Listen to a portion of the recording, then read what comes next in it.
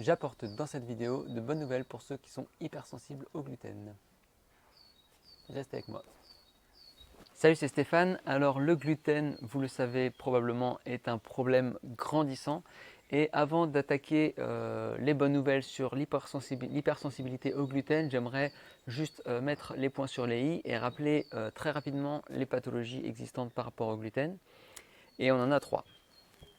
La première, c'est l'allergie. Donc là, c'est vraiment la production d'anticorps euh, par le corps contre les molécules, que ce soit une allergie au blé seul ou au gluten. On ne va pas aborder l'allergie. On a également la maladie de cœliaque qui, elle, est un problème au niveau de l'intestin grêle. On a également un problème immunitaire sur la maladie de cœliaque. Et puis ce problème immunitaire va vraiment poser problème et à dégrader la paroi de l'intestin grêle, ce qui pose énormément de lourds problèmes digestifs et d'absorption notamment des nutriments. On ne va pas non plus aborder la maladie de cœliaque. On va aborder dans cette vidéo l'hypersensibilité au gluten qui est un peu plus mystérieuse encore aujourd'hui, mais le principe est simple, on mange du gluten et on a des problèmes digestifs, on ne se sent pas bien. Si on élimine le gluten, on se sent tout de suite beaucoup mieux. C'est voilà, c'est simple à diagnostiquer, à auto-diagnostiquer, même si les mécanismes ne sont pas encore bien connus. Et pour ceux d'entre nous qui souffrent d'hypersensibilité au gluten, j'ai aujourd'hui quelques bonnes nouvelles. Alors la première, c'est que tous les gluten ne se valent pas. Euh, il y a des personnes qui ont constaté que quand elles mangeaient certains pains, carrément du pain, alors que généralement le pain c'est quelque chose à vraiment éviter, c'est la liste noire des hypersensibles au gluten.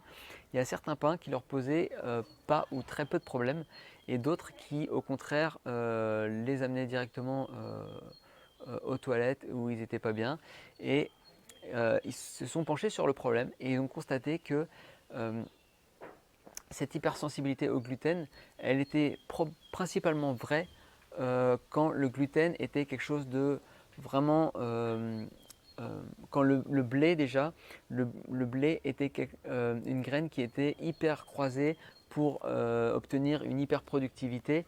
Là, on avait un blé donc hyper industrialisé qui en plus passait à travers de nombreux procédés chimiques plutôt violents pour les aliments afin d'obtenir ce bon gluten bien moelleux, bien collant qui permet de faire du beau pain mais pas forcément bon pour la santé. Il y en a même qui rajoutent du gluten en plus à la pâte. Et ce gluten industrialisé pose réellement problème, ça c'est un fait. Et ils se sont rendus compte que les variétés de blé qui étaient plus naturelles, plus sauvages, qui étaient broyées à la meule quand c'était des procédés finalement plus artisanaux, en fin de compte, au bout de la chaîne, on obtient vraiment deux pains qui sont l'un est vraiment quasiment digestible sans problème et l'autre pose énormément de problèmes. Donc là, on a vraiment de l'espoir. Est-ce que on va peut-être un jour pouvoir avoir dans les boulangeries ce genre de pain qui est peut-être labellisé ou certifié, qui pose peu de problèmes pour l'hypersensibilité au gluten? On ne sait pas. En tout cas, il y a d'espoir et il y a des gens qui se penchent aujourd'hui sur ce problème et qui essayent de fournir un pain le plus proche possible de ce qui existait il y a 50 ans. Et ça fait vraiment plaisir. En plus de ça, petite astuce personnelle qui n'est pas si une petite astuce. Moi-même, je évite autant que possible le gluten et ça me pose souvent des problèmes.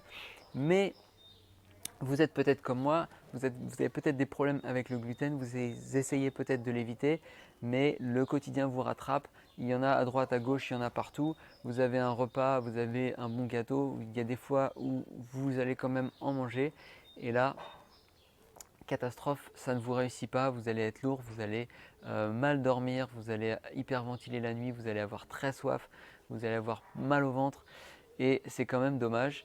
Alors moi ce que je fais dans ces cas-là, parce que c'est vrai que je craque, donc déjà premièrement essayer de réduire et de ne pas vous goinfrer complètement de gluten, mais si vous en mangez un peu, ce que vous pouvez faire, c'est manger des protéases.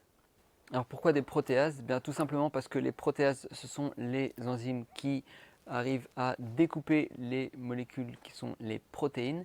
Et donc le gluten, je vous le rappelle, est une protéine. Donc les protéases, ça permet de découper le gluten et de mieux digérer. Alors rapidement, au niveau des suppléments, on a les enzymes, la papaïne qui est qui sont des enzymes de papaye. On a la bromélaïne qui est un enzyme de et non, c'était un piège, c'était un enzyme d'ananas. Et puis vous avez Gluten Digest qui est voilà, c'est des protéases propriétaires qui seraient spécialement adaptées au gluten. Moi j'ai essayé les trois, alors c'est pas fait exprès que ce soit le même laboratoire, mais j'ai essayé les trois et les trois fonctionnent plutôt bien. Donc les protéases dans leur ensemble découpent plutôt bien le gluten. Donc je vous encourage à essayer. Alors peut-être pas les trois, hein, prenez-en une et voyez ce que ça marche un peu pour vous. Peut-être Gluten Digest si vous ciblez spécifiquement le gluten. Et puis en plus de ça, moi j'ai trouvé une grosse différence avec le fait d'ajouter à ça de la vitamine C. Donc les protéases seules, ça aide un peu, protéases plus vitamine C, moi ça vraiment ça calme les problèmes digestifs liés au gluten assez fortement. Donc voilà, je vous invite à essayer et à mettre votre expérience dans les commentaires. Si vous êtes encore avec moi, je vous rappelle quand même que on parle toujours du gluten, et on en oublie quelle sorte de gluten. Et en fait, le problème récurrent que moi je constate en tout cas, c'est principalement le gluten du blé. Je mange des flocons d'avoine sans problème. C'est une sorte de gluten, mais il est très différent du gluten du blé. Il y a des personnes qui arrivent à boire de la bière. Moi, j'en bois de temps en temps. Et la bière, c'est du gluten qui provient de l'orge. Il est en très plus petite quantité que les bières qui contiennent du blé. Et il est très différent et souvent mieux digéré que le blé, que le gluten de blé.